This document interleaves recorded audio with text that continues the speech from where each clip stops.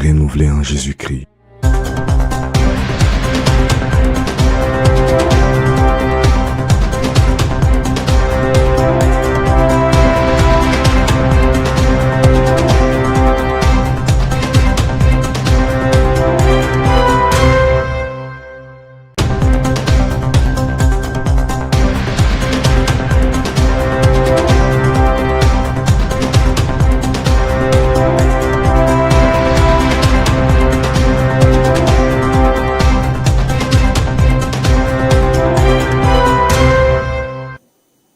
Hello once again and welcome back to PACIS TV. This is the time for the news in English. I am Benjamin Kwizera and these are the headlines.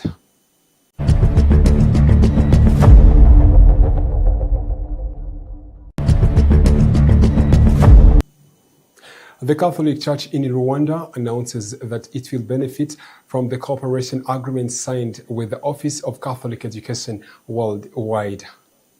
In Kigali, the president of Guinea Equatorial and other leaders came to Rwanda to attend the forum that brings together top business executives and leaders from different countries across Africa. The residents of Gayeye sector emphasized that they are grateful for the government for giving them access to electricity and other infrastructure. In international news, President Donald Trump has arrived in Beijing, the capital city of China, today, where he's going to spend 2 days of the visit. Welcome back to the news in details.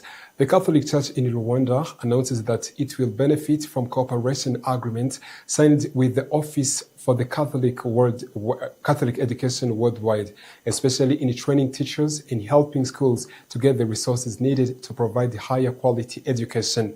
This was announced by His Eminence Antoine Cardinal Kambanda after signing the cooperation agreement with the Office for Catholic Education worldwide. We are happy to receive the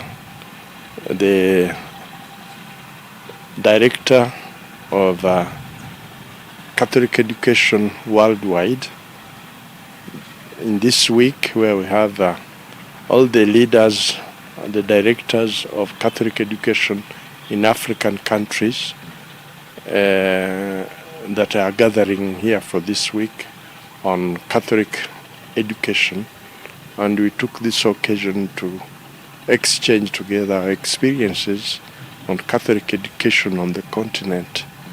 This is what brought the director, the international director of Catholic education, and we have just signed a memorandum of understanding with the office, International Office of Catholic Education, for collaboration and partnership with the African Compact of Education, African Compact of Education that is promoting Catholic education in Africa, such that partnership in research from the experiences, worldwide experience and a long history of education with different traditions of Catholic education in different Catholic congregations and Catholic countries, that we can together the research improve their methodology of Catholic education and also spread it and give formation to more Catholic teachers in order to have a solid Catholic education for the future of our young generation. His Eminence Antoine Cardinal Kambanda, Archbishop of Kigali Archdiocese and the President of Episcopal Mission in Rwanda.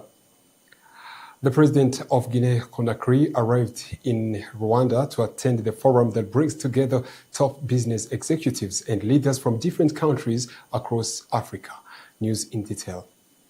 Leaders attending the Africa CEO Forum have started arriving in Rwanda ahead of high-level event. Among the first to arrive were the Prime Minister of the Côte d'Ivoire, Robert Berg Mambe, and the President of Guinea-Conakry, Mamadi Doumbouya. They are in Kigali to participate in the forum, which brings together top businesses, executives, investors, and political leaders from across Africa and around the world. Robert Berg Mambe is among several heads of states and government officials who have confirmed their participation in the Africa CEO Forum, scheduled to take place from May 14th to 15th, 2026, at the Kigali Convention Center. Upon his arrival at Kigali International Airport on the May 12, 2026, he was received by Rwanda's Minister of National Unity and Civic Engagement, Jean Damascene Bizimana. Later the same evening, President Mamadou Doumbouya of Guinea-Conakry also arrived in Kigali. He was welcomed by the Rwandan Minister of Defense, Juvenal Marizamunda, alongside other senior officials, including the Chief of Defense Staff of Rwanda Defense Force, General Mubarak Muganga, and the Inspector General of Police, CG Felix Namuhoranye, and the Mayor of Kigali, Samuel Dusengiyumva.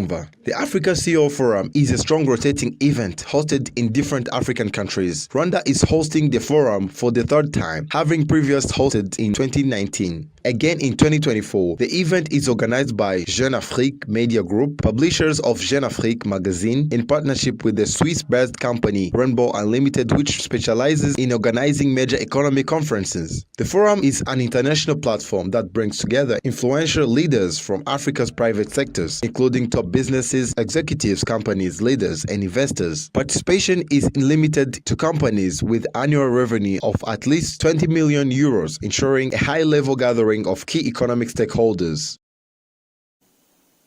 The residents of Ogeyeye sector emphasized that they are grateful to the government for giving them access to electricity and other infrastructure. News in detail. These were among the questions raised by Christians of CYANGWA Cathedral Parish to Bishop Edward Sinayobye, noting that adapting to the changes has not been easy for them. As example, they mentioned that they were accustomed to clapping as a sign of respect and joy after receiving the word of God, and kneeling during consecration as a sign of reverence for the Holy Sacrament. Before, we had a good culture of clapping for word of God, but liturgy today does not allow it. But when somebody else talks, we can clap. Why? Some hymns. Another issue raised concerned choir attire during the Mass liturgy. Some faithful wondered why they are no longer allowed to sing Ndemberimana Data the way it used to be sung traditionally. Regarding choir attire, Father Silas Hakizimana, head of Music Commission, did not comment. However, concerning the hymns used during Mass, he emphasized they must be sung in the original wording.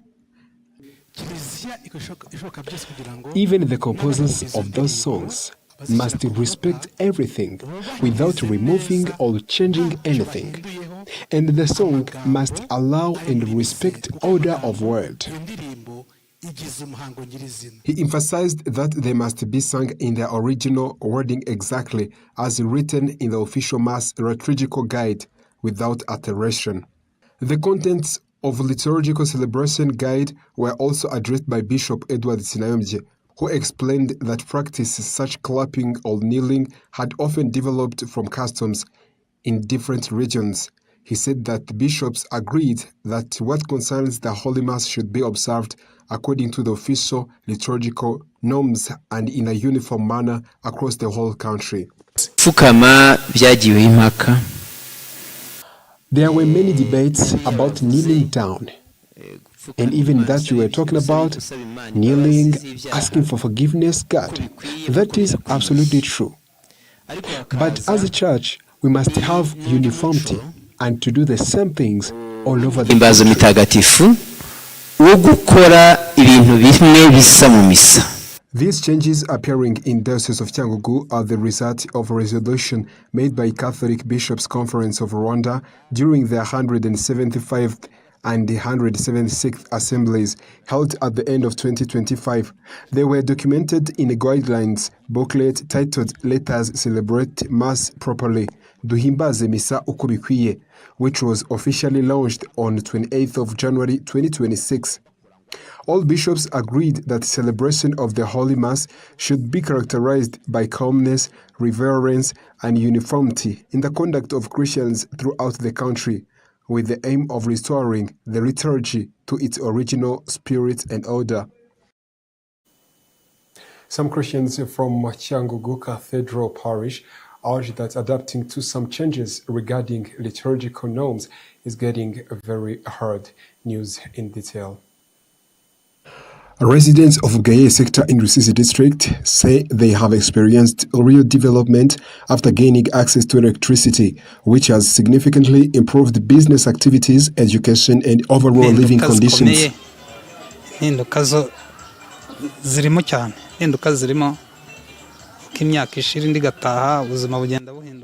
We can now see the change as years go by. The life have got changed and improved. Since we've got loads, telecommunication companies, the life have been changing and improving to better. Before we get electricity, we have been using solar panels. During that period, it was very hard to get battery power because of large number of demand, and it was also very expensive. ugasanga umuntu amaze nk'icyumweru cyangwa bibiri atarabona ku muro bitewe n'uburyo abakinaga gucaginga ari benshi ikindi kandi byatungaga umuntu yifite. The Executive Secretary of Gayeye sector, RWANYU Jean de Dieu, speaking about overall situation of the sector, says that living conditions have improved due to infrastructure projects being brought closer to the residents, especially electricity. He also noted that efforts are underway to ensure that areas which still lack electricity will soon be connected as well. The sector is not like how people used to think it was. It is now getting developed and improved. As you can see, we not only have access to roads, we also have access to electricity. The residents now have 100% access to electricity, and there is a program to reach to the remaining areas. The local leader also urged residents of the sector to continue protecting achievements made so far, starting with maintaining security, and encouraged everyone to remain watchful and supportive of one another. We would like to call upon Gayeye residents to preserve well infrastructure. We cannot tolerate whoever who intends to destroy what we have achieved. And residents of Gayeye are very committed to that. Although Gayeye sector was once considered a remote rural area with limited access to infrastructure, residents say that hope of development is now increasing thanks to electricity and other infrastructure projects that continue to reach them. They believe that making good use of these developments and protecting them is the best way to accelerate sustainable development and improve welfare of all residents. Gayeye sector is located along with the border with Rwanda and Burundi. After a short commercial break, you are coming back with the international news tonight.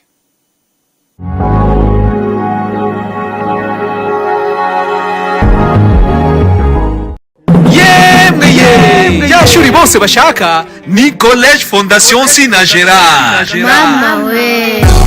Iri ni ishuri ribumbatiye icyerekezo cy'u Rwanda twifuza kuko ritanga uburezi buhamye mu mashuri y'inshuke, abanza, icyiciro rusange ndetse n'amashami y'imyuga n'ubumenyingiro mu buhinzi, ubworozi, food processing, ubwubatsi, ubuganishi bw'ibinyabiziga, fashion design, gutunganya imisatsi, ububaji n'ubusuderi. Hari n'amasomo y'igihe gito short courses mu mashami yavuzwe haruguru aherekezwa na practice zihagije kuko abanyeshuri bigira mu nganda za Sinagera International Football Academy yigisha abana guhera ku myaka 6 gucunga ruhago sawa atletism, imbyino nyarwanda no kwiga amategeko y'umuhanda no gutwara ibinyabiziga nabyo biri mu nyongera y'amasomo. Abana biga amashuri y'incuke n'abanza basoza ibyo byiciro bose bazi gutwara igare. Umwana wa segonderi we atahana uruhusa rwo gutwara ibinyabiziga. Witinde kwandikisha umwana ku ishuri kuri Nyirangarama cyangwa ku mashami ya Sinagera Entreprise Urwibutso hose mu gihugu. Ubindi bisobanuro hamagara 0788355123 cyangwa 0788355999. Twubaka ubukungu bushingiye ku bumenyi. Muri Gicurasi kuri Canal Plus wicikwa n'imikino y'indyankurye aho umwami wa Premier League azambikwa ikamba, FA Cup igahamya ubukaka bwayo, wegukana Ligue 1 ahangwa imboni, Bundesliga yo ikimaka, muri Liga mwaba muzi uzitwa igihangange cya Espagne. Naho ku ya 30 Gicurasi umunyabigozi andika amateka mu mukino wa nyuma wa UEFA Champions League. Kuko ugomba kubaho ibyiza bihora kugeza ku ya 31 Gicurasi. Gura bone musanzwe ugura wongereho ibihumbi 2 uhabwa amashani yose ya Canal Plus na DSTV English Plus. Gurira ku mucurizi wemewe no kuri Mobile Money.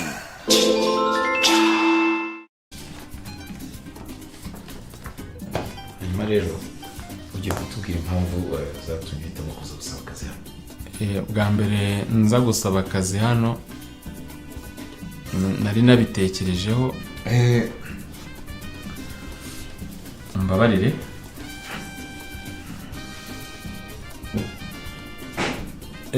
Murakoze. Mu by'ukuri numvaga mfite ubushobozi ndetse n'ubushake. So kutiteguye bihagije ni ukutaryama neza. Rwanda Farm, le paradis du matelas. I wish I could leave my skin behind. Icy'ingenzi ntabwo ari ukugira diplome ya kaminuza. Uyu munsi birahagije kuganira n'umuntu byonyine ukamenya ko yize muri kaminuza ibonetse yose cyangwa se ko yize muri kaminuza Gatolika y'u Rwanda, Catholic University of Rwanda, by'umwihariko mu ishami ryayo rya Kigali.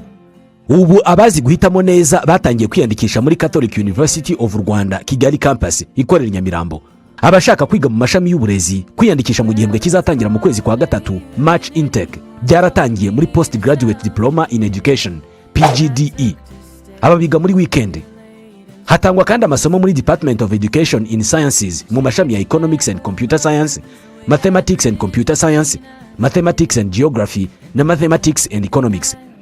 Hari kandi Department of Education in Arts and Social Sciences mu mashami ya English and Kinyarwanda, English and French, French and Kinyarwanda, English and Kiswahili, Economics and Entrepreneurship, English and History, Economics and History na Economics and Geography. Uhitamo kwiga ku manywa cyangwa se mu biruhuko.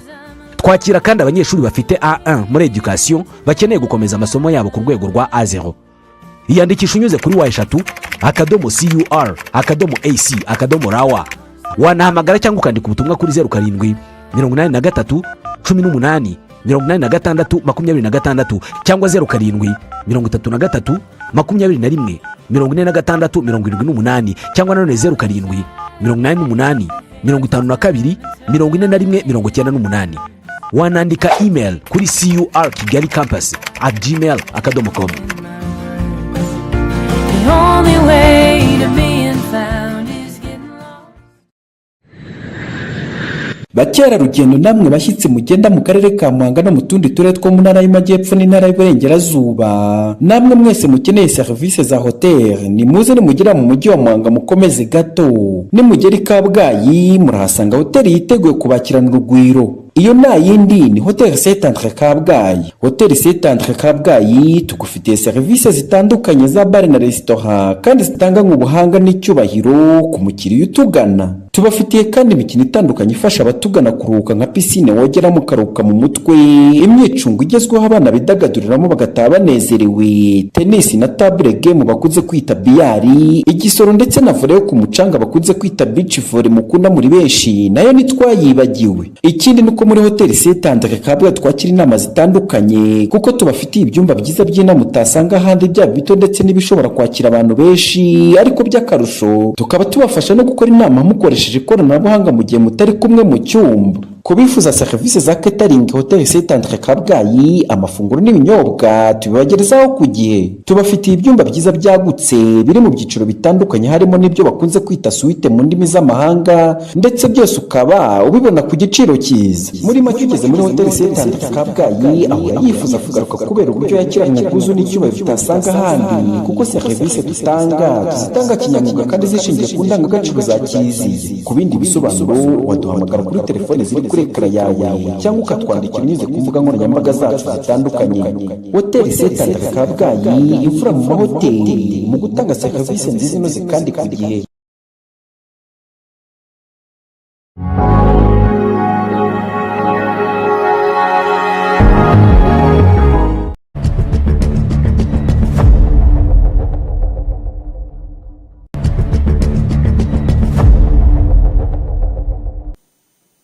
Welcome to the international news tonight.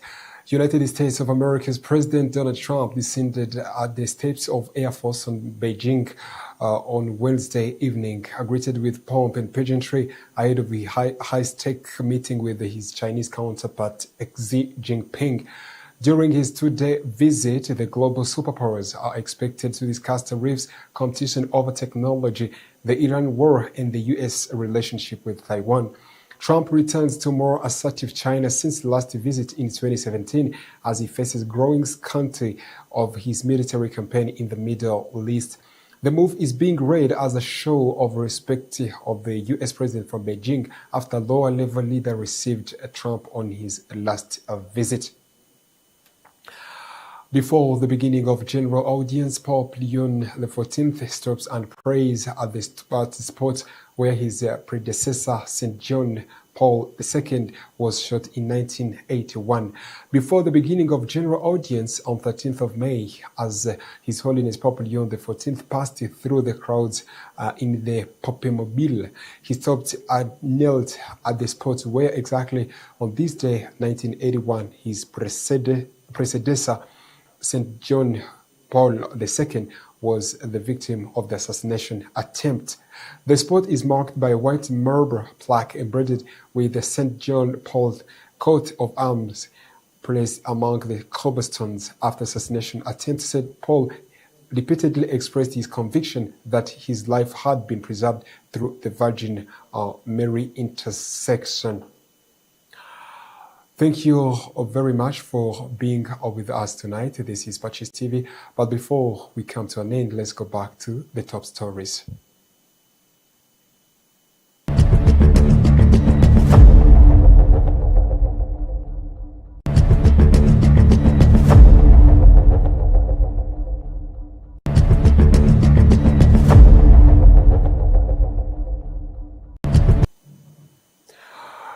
On this news, we tell you that the Catholic Church in Rwanda announces that it will benefit from the cooperation agreement signed with the Office for Catholic Education worldwide. And the President of Guinea-Conakry and other leaders arrived in Rwanda to attend the forum that brings together top business executives and leaders from different countries across Africa. The residents of Gaye sector emphasized that they are grateful to the government for giving them access to electricity. In international news, Pope Leon XIV stopped to the spot where St. Paul II attempt of shoot took place. Thank you very much once again for being with us. And this news is brought to you in partnership with the Credo Hotel, located in Huye district, southern province of Rwanda. Thank you very much once again. This is PACIS TV. I am Benjamin Kwizera. Good night.